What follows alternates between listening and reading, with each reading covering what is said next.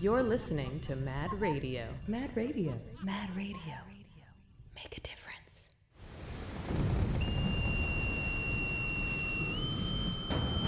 Quick, me lads! Hoist the rigging! Aye, Captain! Splice the main brace! Batten down the hatches! Aye, Captain! I'm going below deck to get the show started.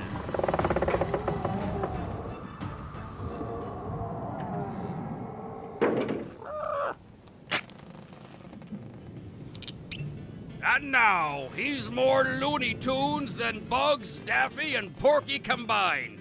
It's the king of Crazy Town, Brandon McCarty. Well, thank you, Petey. Yeah. Hey, welcome in, all you scallywags, you swashbucklers, you landlubbers, hornswogglers, and salty dogs to the Peg Leg Podcast, a show where we delve into the lives of fellow pirates and learn a bit more about the unsung heroes among us all. Arr! This week we travel back to the business services area to speak with an individual who has worked at MJC since 1989. She started as a student worker in the bookstore. She was also part of the Oakdale Barn Busters square dancing team. We're going to ask about that. That sounds interesting. She has a 15-year-old son. She has 2 cats, 1 dog, and 1 husband, because that's enough for anyone. She had a 1978 Z28 catch fire in the MJC parking lot, which was right behind the electronics building. It caught on fire when she went into the bookstore to grab a couple of things. We're going to find out a little bit more about that, too. She has an AA in accounting. Her hobbies are reading, junk journaling, which is scrapbooking, and camping. She loves the 49ers. And, just hearing that right now, I'm a little saddened, and we'll probably get into that as well. She loves Harry Potter. She is the self-proclaimed accounts receivable guru. She understands the program and how it works in regards to student fees. Now, she went to Puerto Rico once, which she said was awesome. She honeymooned in Hawaii, but now most of the vacations she takes are camping because, well, she's got to take her 2 dogs. We all know how that can get. Hey, ladies and gentlemen, please welcome to the poop deck, Susie Woodhead. Hey, thank you so much. That is awesome. Look at all those things right there. We have to, at some point, we're going to get right into that square dancing team. That sounds pretty cool. But let's start off with, how did you find your way to MJC? I took some accounting classes in high school. I went to Davis. And wait a minute. In Modesto. Davis High. Yeah, okay, me too. Well, I want to ask you again. 89. Oh, okay. Well, 95. Yeah. You were not there when I was there. No. All right, so you took some classes. I took some accounting classes there and loved it. Yes. So I had a friend that had gotten a job in the bookstore, in the accounting office of the bookstore. Okay. With Betty Hermanette, for all of you that remember her. And she ended up getting a job at an accounting firm and could not take the bookstore job. So she walked me into the bookstore, introduced me to Betty and to the manager that was there at the time, and said, this is my replacement that I brought in because I'm not going to be able to work. And they hired me as the student. So I got to work in the accounting office at the bookstore because somebody came in and said, hey, this is her name was Kendra Jones that brought me in. And that's just how everything transpired. That's how everything And then transpired. you just you made your way into the business services from the bookstore? In 2004, when we moved to Datatel, colleague, I helped set up everything for the bookstore before I was able to move over into the business office. They had a couple of positions open, and Catherine Villafana and I were hired at the same time in 2004 for the business office, and I moved over there. So where did you grow up then? I grew up here in Modesto. I've always been in Modesto. I lived out in the country off of Hatch Road. I went to Davis High, so we lied about How our did my that work? address. Wait a minute. We Off a lied. Hatch. So is that part of town? Do they at the time they didn't have any sidewalks There in were that portion, or no, Okay. we didn't have sidewalks, no, right? at all, no. And So how did you? Okay, yeah. we lied. We told them we had my aunt's address so I could go to Davis High because I didn't want to go to Modesto High. I didn't know anybody there. So I got to keep going to Davis. But I lived out in the country. We lived on an acre, and we had 2 houses there. It was our house, and then my grandparents lived next door to me. And we raised pigeons. Pigeons. We sold the Are we squab. talking? Pigeons. They are not. Well, obviously they weren't homing pigeons. I'm gonna. They assume. are not homing pigeons, Right. no. So then, what were the pigeons used for? They ate the squab, which is the baby pigeon. We had over 2,000 pair of birds, Right. and we would go through and collect the squab from the pins weekly and sell them. So that's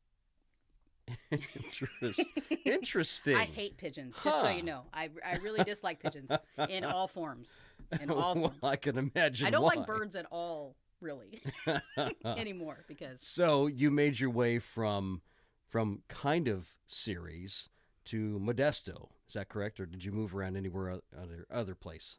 I lived in Waterford for a little bit when I had started working full time at MJC, and then I was going to Stan State, and then I lived in Waterford. So I had like a big triangle thing going on for a little while, but mostly just in Modesto.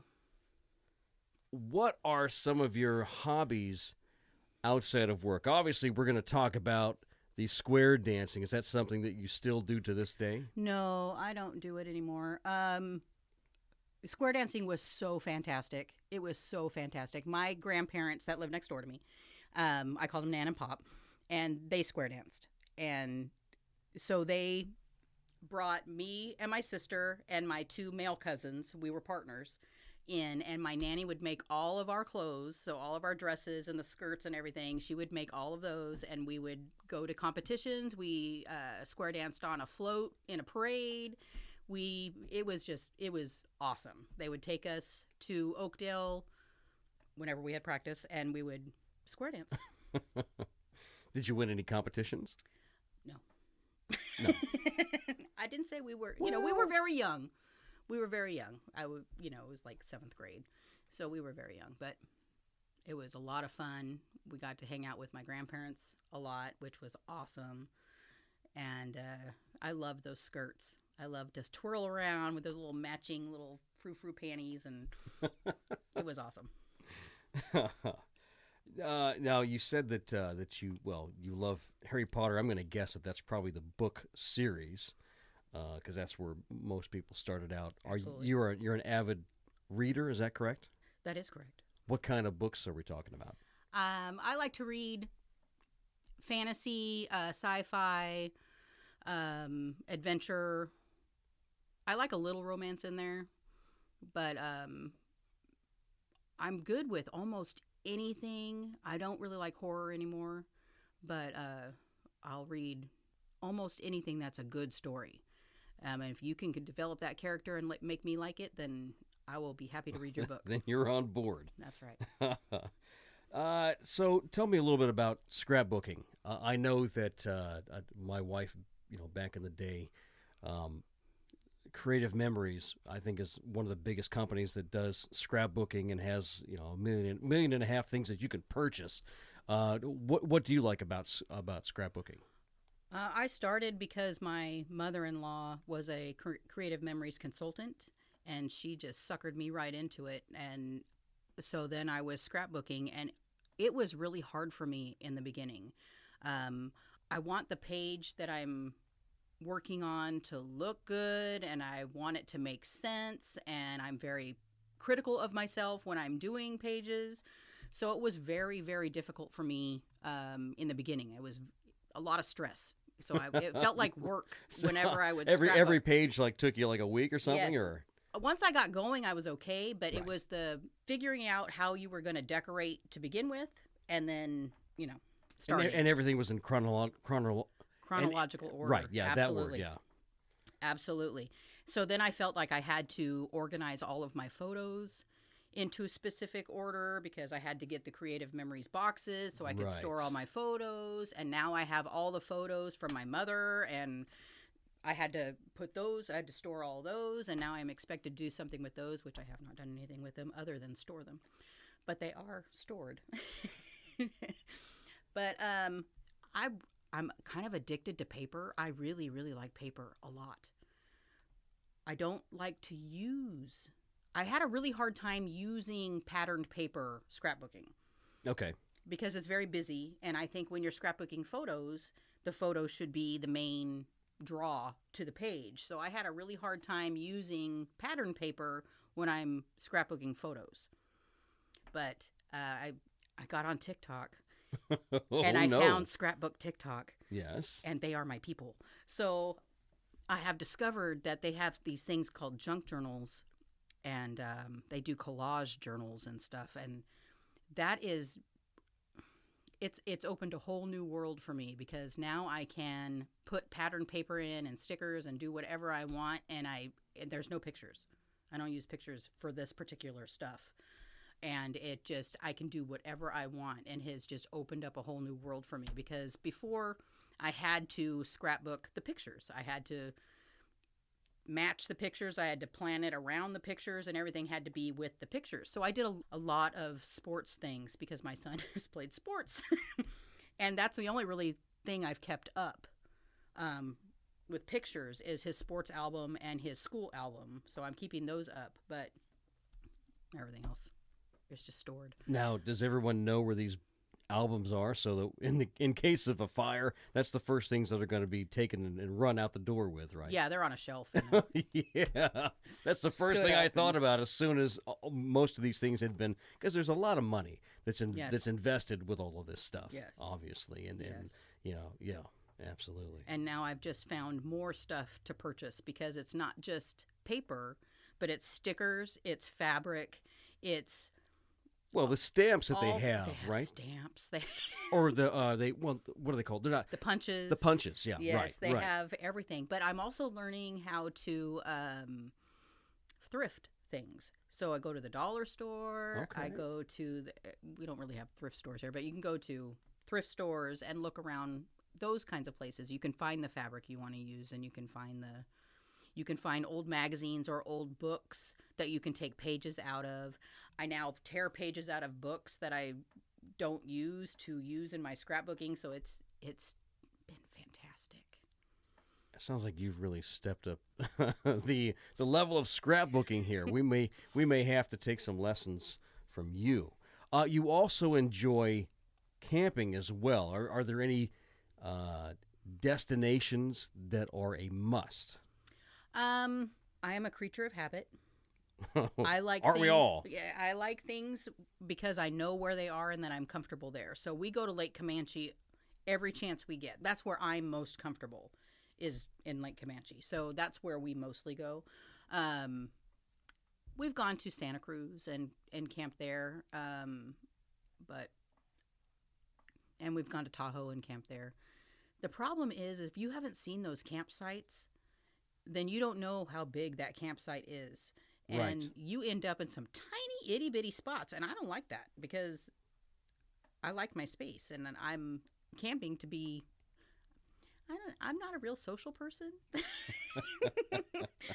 So when I camp, I want to have my space and, enjoy myself. And one of my dogs, I don't have him anymore, but he was not a nice dog. So he had a really hard time if other dogs were around. So okay. that extra space is very nice when you have dogs that are not dog friendly. We're going to have to talk about this. I really don't want to, but I mean, we're still within the season-ish. Oh, yeah. But I'm okay with talking about it. are you? Yeah. What happened? Why did we get down to the fourth string quarter. I'm talking about the 49ers, by the way. We got down to the fourth string quarterback in the NFC Championship game. What are we thinking? Do we have bad luck? What's going on here? I didn't even know we had 4 quarterbacks. I mean, that's insane. We had to pick somebody up. As soon as Purdy went in, they had to go find somebody and then there was to be his danger backup. that our running back was going to have to throw. What is that about? Right. It was insane. I think that we had such a good season with our third string quarterback. And they did such a good job, and they really, really deserved to go to the Super Bowl, and I'm so upset for them. Right. So sad for them because they had such a good season, and they were so... I mean, we had so many hurt... I mean, Garoppolo, love him. Now, I'll be honest. I'm glad that they lost the NFC Championship game, because if they would have gone to the Super Bowl and lost, I don't know that I would have been able to take it. That's hard. Again. Yeah, right. I was very disappointed when we lost it the last time. Yeah, yes. I didn't like that either. So yeah. So I don't disagree. We had a good run. Yeah, we had did. a good It was run. a good season. What is something that you pride yourself in? I take pride now. With my age, I have learned to filter. I filter my words, and now I don't. Now I think about things before I say them, and I try to bring the positive spin. I want to see the silver lining, and I want to see the upside of things. I've noticed that some of my family can be very Debbie Downer, and I don't want to be around that. I don't want that to be me. Right. So now I am purposeful in the silver lining and to see the upside of things. So that's what I pride myself in, because for a long time, I was I'm going to show you why this is wrong person. And I don't want to be that person anymore. Now we're going to look at what's wrong, and we're going to figure out together how we can fix it. So now I'm the more optimistic person. I want to be the half full person. I don't want to be the half empty person anymore. So now I pride myself on that. Well, you may have to teach some others how to do that. We can all learn. We can all learn for sure. What would you say motivates you? That's a hard one for me. I think the most motivation I receive is from myself. I want to make sure I'm giving correct information. I want to make sure I'm being my best self. I want to make sure I'm the positive person that somebody else can reach out to. So I think the motivation becomes from not wanting to turn back into the negative person. So that's what motivates me, is I don't want to go backwards. I want to keep moving forwards. That makes sense. Absolutely. What do you like about the MJC community as a whole? I think, and I've been in the MJC community for a really long time. So Yes. I think currently what I enjoy about our community is we are much more focused now on the overall situation of the student. It's not just their education that we're focused on. We're focused on, do they have clothing? Do they have food? Do they need mental health services? I mean, there are a lot of other aspects that now we look for at the student and try to help them, instead of just, this is the education part of it. We can help you achieve these goals, but we don't. You're on your own with the other we stuff. don't. That's right. not we don't do that rest of it. That's not us. But now I think that MJC is a much broader and more compassionate college. And I think that we have been growing towards that for a while now. So I really enjoy that about our community. Now, we've been there for quite some time, and we've seen the ebbs and flows of all aspects. I'm not going to single out just one, but what would you say, and this is just a follow-up question, but what would you say we need to do in order to get back to the junior college being a place where we want to come to work, to where we have those connections that we had in the past that have long since retired? What's it going to take to get back to a sense of camaraderie and family? That's a tough one. I know I'm putting you on the spot, but It's a tough one because we have way back in the day, when I was in my 20s and working at the bookstore, we had a very young group of staff. We were all in our 20s. We were all very close in age. We all became very good friends, and we wanted our store to grow. We wanted to help the students. We wanted to.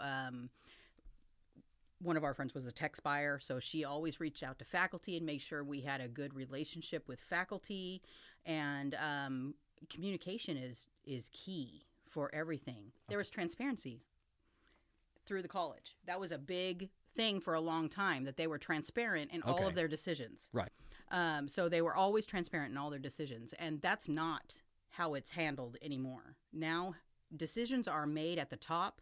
They do not deal with committees. In 2000, when did we start DREG?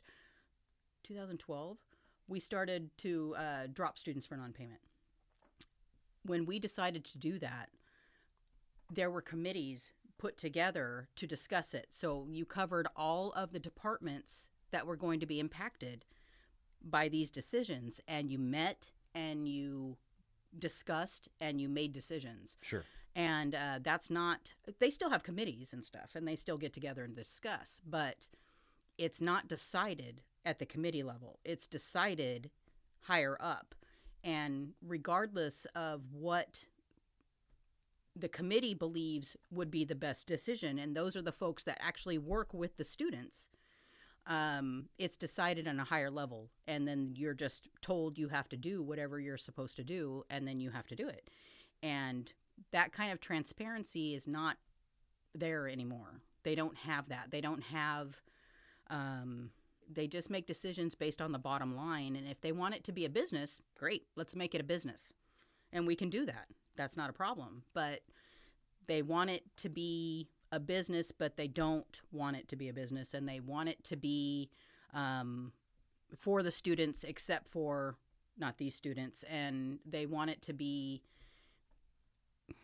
I don't know. Well, it's just difficult to have the best of both worlds. It absolutely is. Under one guise, I and guess. you have to find a good level right in the middle that will benefit the students, because that's who we're working for, is to make them successful and also make the college successful. So, there's a happy balance in there. And I really think we need to go back to dealing with the folks that actually work with the students and get the input from those folks, because it's not as cut and dried as they seem to think it is. Right. More input is needed. Definitely. For a fact. Where are some of your favorite places to eat? I love Marcella's. Have you been there? It's a Mexican restaurant. Oh, yeah. Yeah. In fact, we all, when we go, we get I don't know, it's like the number 6. We all know it. It's like it's like one enchilada and then rice and beans and then a taco on the side. Oh, yeah. My family didn't go out very often when I was young. Okay. We didn't have a lot of money, so we didn't go out to eat very often. And if we did, it was normally pizza or something like that. But if we went to a restaurant, we went to Marcella's. So it has been in my family for ever. So I love Marcella's. And then, any kind of taco. Any kind of taco. Taco truck, anywhere. I don't care. Just anywhere. Love a taco. Okay. And then the Thai house. They have Thai iced coffee, which is super fantastic. Where is this place at? It's on Tully and close to Stanford. Oh, okay. So in that Rayleigh Shopping Center. You know what? I think somebody else mentioned that just recently. And they have a hot and sour noodle soup, which is my favorite thing to eat in the winter. So Thai house in Marcellus. Or La Morenita has a great molcajete. If you haven't had it, it's delicious. Really? Yes. All right, I will check that out. Yes, delicious. Interesting. Tell us a funny story or experience that you've had, either professionally or personally. When I was at the bookstore, Yes. I worked with Arnold and Stephanie. Arnold Chavez and, Stephanie Boyd. Okay. She got married while she was still there, so she was a Boyd. Stephanie Jessen before that. And we like to prank each other all the time. That's where he gets it, that sucker. I'll have to tell you about the drive-by shooting. But we pranked each other all the time. So Stephanie and I would always sneak his keys to his car, to Arnold's car, and we filled it with balloons. We filled it with shredded paper one time, which he was very upset about because it got into his electronics, and he he did not like that. But we wrapped it in saran wrap. There was one time there was a student worker there that really, really hated tomatoes, and he had a water cup that he used all the time, and so he was gone, so I went and took his cup and I filled it with tomato juice, and I and then he had to go home sick for the rest of that day. It was hilarious. It was hilarious. I made sure he was not allergic to tomatoes before I did it, but it was hilarious. But we used to like to prank each other a lot. But one day, Amy Key was the text buyer there at one time, and her and I were leaving work, and we're heading to the parking lot in the back behind the electronics building. So it's that back parking lot by the stadium. Right. So we were parked back there. So we were walking back there, and this white car, this huge white car, this sedan, comes around the corner and all we can see are people with masks on. Yes. And these guns coming out of the window, and they shoot us. Of course, they're water guns, but they shoot us. And so we're drenched, and they take off. And it was Arnold. It was Arnold coming by, and it was a drive-by shooting, and I could not believe it. I'm going to have to ask him about that one. That's hilarious. It is hilarious. So we loved those pranks. Made it a fun time.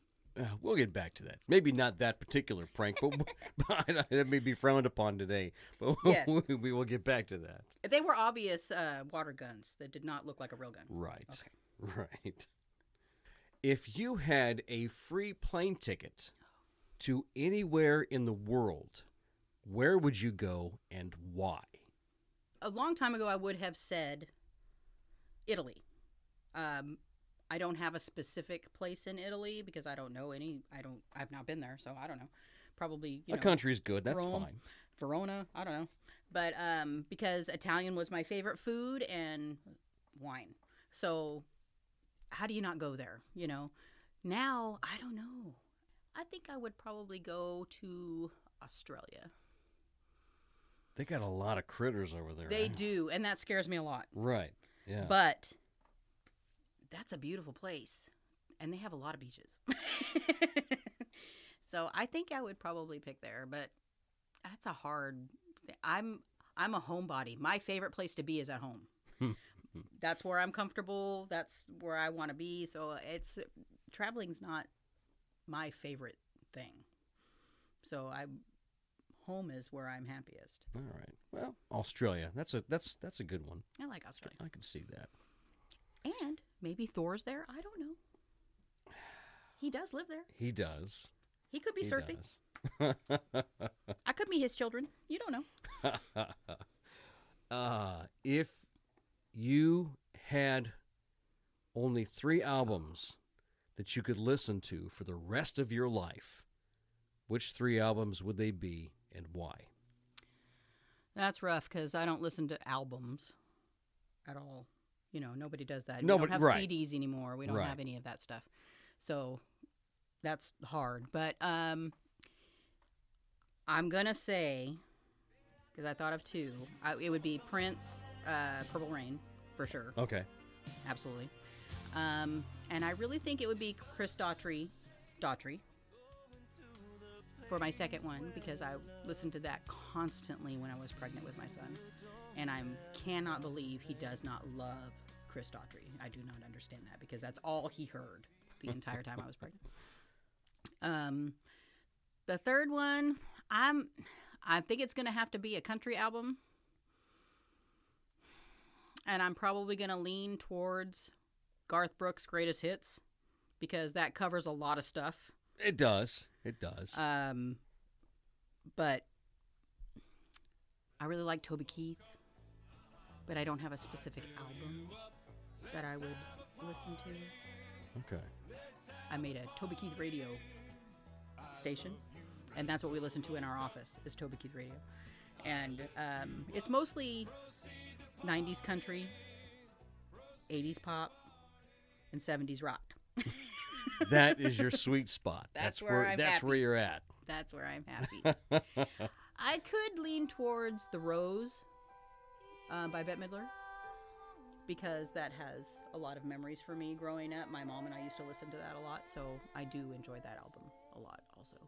Well, do you have any parting words of encouragement for us?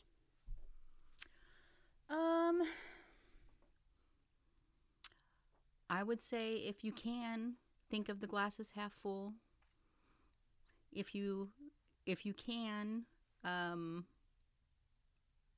always think of the positive side of things. I know it's hard, but being able to look past your immediate issues and try to think of something that, okay, what's the good part of this?